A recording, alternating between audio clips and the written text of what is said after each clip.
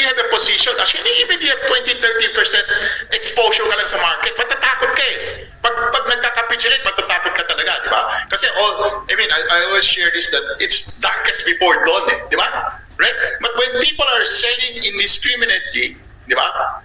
Wala na, labanan na natin yan. Kasi for us, it's an opportunity of a lifetime talaga. It's always an opportunity. But you need to do your numbers. It's like, malalaman mo na kung gano'n ka. That's why when we teach, you have to know the companies that you're participating, ano bang kumpanya yan. Di ba kailangan naintindihan mo yan? Kasi pag hindi mo naintindihan yan, wala. Pag nasa baba, natatakot ka. Di ba? Kasi everybody's panicking. Tapos, sasaluhin mo. Mahirap talaga.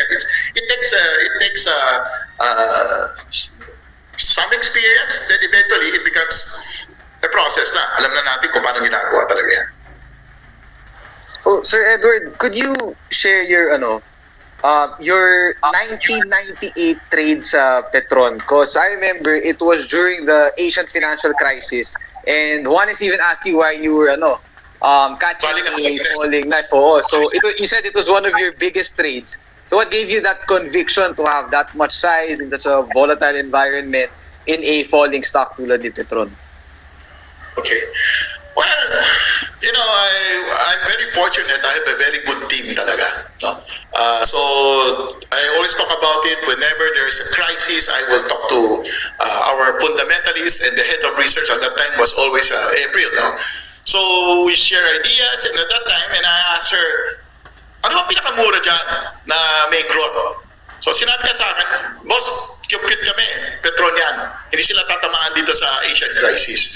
Huge cash flow, and they're building a new, di ba, natanda ba yung Petron na yan, yung parang select na, di ba, that you can, yung convenience store. Remember, yung sa South Super Highway, papunta akong Tagaytay, nagda-drop by ako doon eh. Tinitingnan ko maraming tao, wala kami, we do our own due diligence also eh. And of course, you just need to convince yourself na ito na, di ba? But what happened is Petron went from 6 pesos to 2. 6 pesos to 2 kasi capitulation eh. It's being liquidated. The whole stock market was being liquidated eh. And nung sinabi na sa akin yun, I look at it, makes sense. Sabi ko, sige,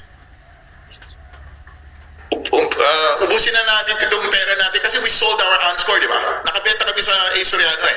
So may cash kami. So we use that cash to take advantage of that. The problem is, it was still falling eh. So sabi ko, sige, 2 pesos, labanan na natin yan. And I remember clearly, when we were buying that, Ayala Land was 8 pesos. 8 pesos.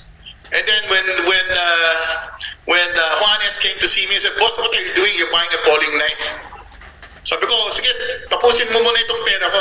Because we got the cash. And I knew that we have to, the only time to be able to get the number of shares is when it's falling knife eh. Di ba? Kasi kundi, pag nag-bounce, let's say for example, nag-bounce, nag-umakit ng 10 to 15%, hindi mo na mabibili yan eh. That's why we always, whenever we buy it, ang capitulation parang you just have to have that conviction na ito na. Right? Ito na. But you can still lose pwede ka mabatala kasi pag naubos ang pera mo, lusot yan eh. Di ba? But the nice thing about all this is that once the selling is finished by the institution, kasi they cannot get out eh. Di ba? So, illiquid ang market eh. So, once they finish, it goes up by itself. Absence of seller na. Right? That's why the bounce eh. That's why it's mean reversion. Kasi tapos na yung selling mo eh. Wala na kang shares eh. Pag kinuha mo yung shares, wala na yan. Absence of seller na. So, that's where the bounce comes in eh. Tako mo? So, the capitulation, mean reversion, it's because, especially in the Philippines, it's illiquid. So, people, when the fund managers, when they're getting out, they don't really care. They just want to finish the order, right? And that is, for us, is very important. Kailangan nandun ka. Kasi pag wala ka dun, hindi mo makukuha yung shares. Diba? Pag hinintay mo mag-bounce, assuming if you want to buy a sizable amount, kailangan nandun ka na. Kasi kung trader ka lang, maliit lang yung portfolio mo, okay lang. Kasi you can wait for the, diba? Wait for the one-day reversal, and then you can chase it. Walang problema. And then put your stock at the bottom. Kami, when we trade what we think, wala nang cut loss yan. Hahawakan na namin yan.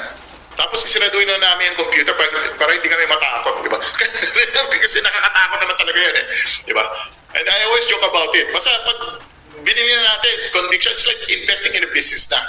That hindi mo na bebenta yan. But what the funny part is, tama si Juanes.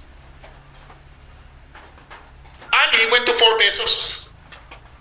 Pero Petron 2. Kasi Petron, the floating shares, konti lang eh. So we were able to hold the floating shares. Naubos namin.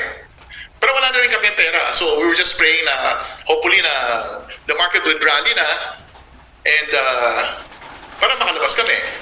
Because you have to remember, when the rally came, Ali went to 8. Petron was still 2 pesos. So that means tama si Juanes, di ba? Pag wala kami doon, piso yan. O, di ba? Parang gano'n na. So we were just, I think, you need also a little bit of luck. Well, you need lots of luck when you're doing these things. But kailangan, parang you have to be investing in businesses. Yan ang dasal mindset ko. It's a good business, and you know that when the storm leaves, ando ka, you'll see your rallies, which is the mean reversion.